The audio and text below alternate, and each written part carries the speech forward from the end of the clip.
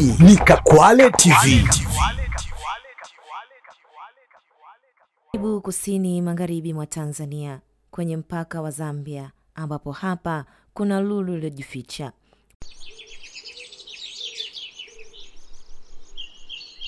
Maporomoko ya maji Kalambo. Hapa ndipo tunapokuletea hadithi ajabu ya maumbile, historia na urithi wa watu wa Rukwa.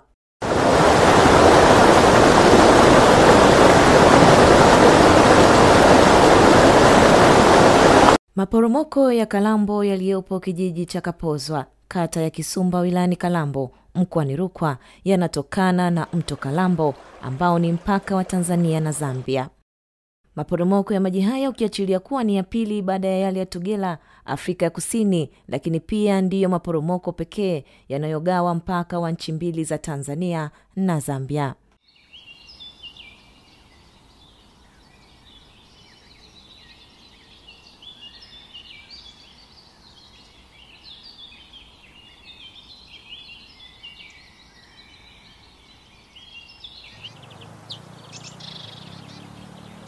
Uzuri wa maporomoko haya yamekuwa yakionekana na kutangazwa kuwa yapo Zambia, na hivyo kuiondoa Tanzania kuwa miongoni mwa nchi zenye maporomoko yanayotambulika duniani. Katika kijiji cha Kapozwa, ambacho pia kilianzishwa kutokana na imani kuwa ukienda kuoga katika maporomoko hayo basi utapooza.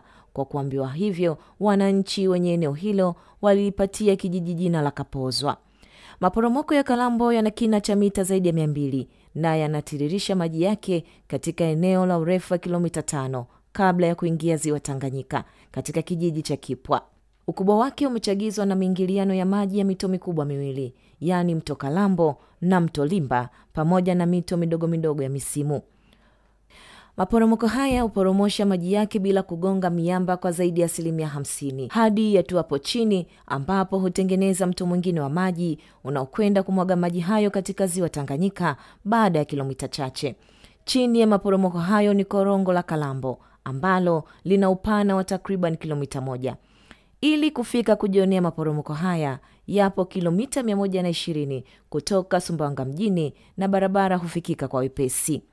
Safari yetu inaanzia mjini Sumbawanga, tukiwa na timu yetu ya Go Together Adventure pamoja na wanajamii wenye shauku.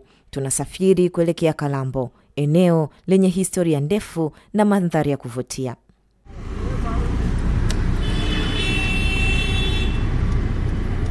Katika maeneo haya, tafiti zinaonyesha kwamba binadamu waliishi zaidi ya miaka 300 iliyopita. Kalambo ni ushahidi hai wa historia ya mwanadamu. Ni mahali pa kihistoria, kisayansi na kiutamaduni.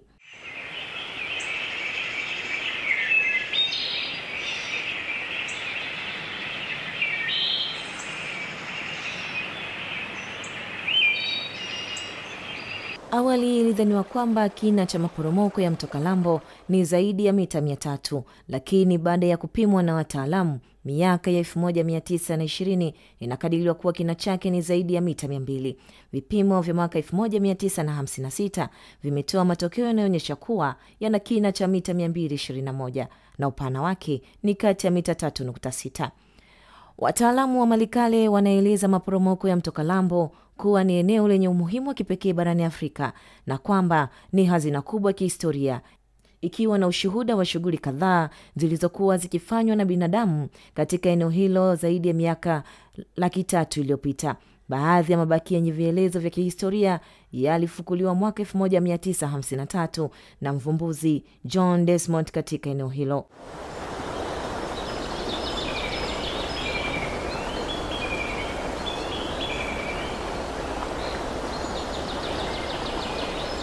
Pamoja na kwamba maporomoko ya Kalambo yapo katika nchi mbili, watalii wengi wanapendelea upande wa Tanzania kwa sababu maji yanaonekana, ambayo pia huongeza thamani ya eneo hili. Kutokana na umuhimu wake kiuchumi, miundombinu wezeshi imejengwa kisasa na inachangia kuongezeka kwa idadi ya watalii wanaotembelea eneo hili.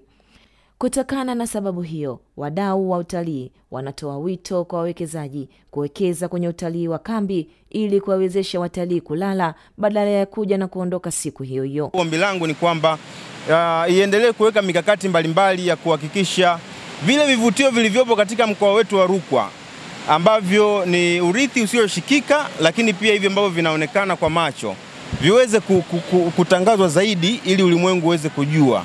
Kwanza kabisa nimefurahia kuona maporomoko haya ya Kalambo ambayo yana urefu mkubwa duniani, kwa maana yanakuwa ni ya pili sasa Afrika, yanakuwa ya pili Afrika kwa maana ya urefu, jinsi yanavyodondoka kutoka juu mpaka chini. Lakini pia kwa hapa Tanzania ni maporomoko ya kwanza kabisa, upekee wake huo ni mkubwa sana. Lakini pia ukiachana na hiyo, tumeweza kuona miti mizuri ya asili, lakini pia tumeweza kuona uoto mbalimbali wa asili, tumepita barabarani, tumeshuhudia, tumeweza kusikia sauti za ndege na kuona wanyama wengine mbalimbali, wadogo wadogo kwa wakubwa, ikiwa pamoja na nyoka.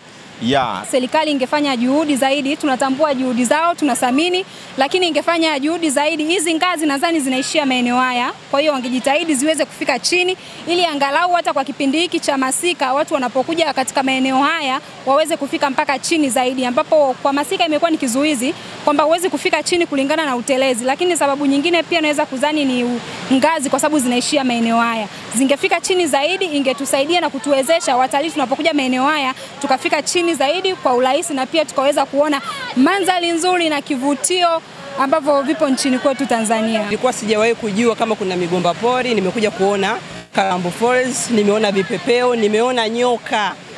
Mimi huwa ni muoga sana wa nyoka, lakini nimefika Kalambo nimeona nyoka wazuri, nyoka wanavutia. Nimeona vipepeo wazuri wenye rangi mbalimbali wanavutia. Kwanza kabisa kutoka juu tulipotoka mpaka hapa chini tulipofika kuna umbali wa mita 692, na hapa tupo kituo cha 98% kupata review ya maji.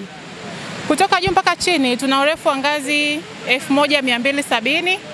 Vile vile kuna vituo vitatu. Kituo cha kwanza tumeona maji kwa 45%. Ni kituo cha tulimpa heshima, anaitwa Profesa Dos Santos Silayo, huyo ni commissioner wa TFS. Na kituo cha pili tunaona maji kwa 75%. Hiko ni kituo cha Meja Brigadier Baraka Mkeremi.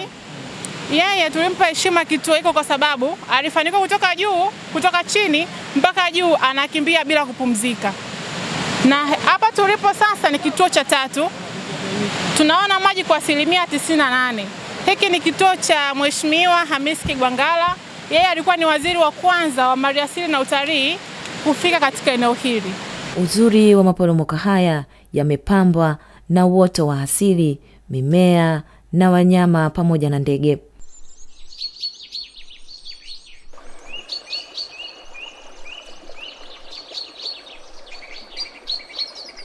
Kwa wenyeji wa Kalambo si maji tu yanayomwagika, ni mahali pa ibada, tambiko na chanzo cha hadithi za vizazi. Ni urithi wa watu wa Rukwa na Afrika kwa ujumla. Tunapovutiwa na uzuri huu hatupaswi kusahau wajibu wetu. Kalambo inahitaji kuhifadhiwa, kutangazwa na kuendelezwa kwa vizazi vijavyo. Hii ni fursa ya kiutalii na kiuchumi kwa wakazi wa eneo hili. Kutoka Kalambo hadi ulimwenguni kote tunasema, njoo ugundue, jifunze na linda. Tanzania ina hazina kubwa na Kalambo ni moja wapo. Go Together Adventure tunasema, safari moja, uzoefu usiosahaulika. Karibu Rukwa, karibu katika maporomoko ya Kalambo.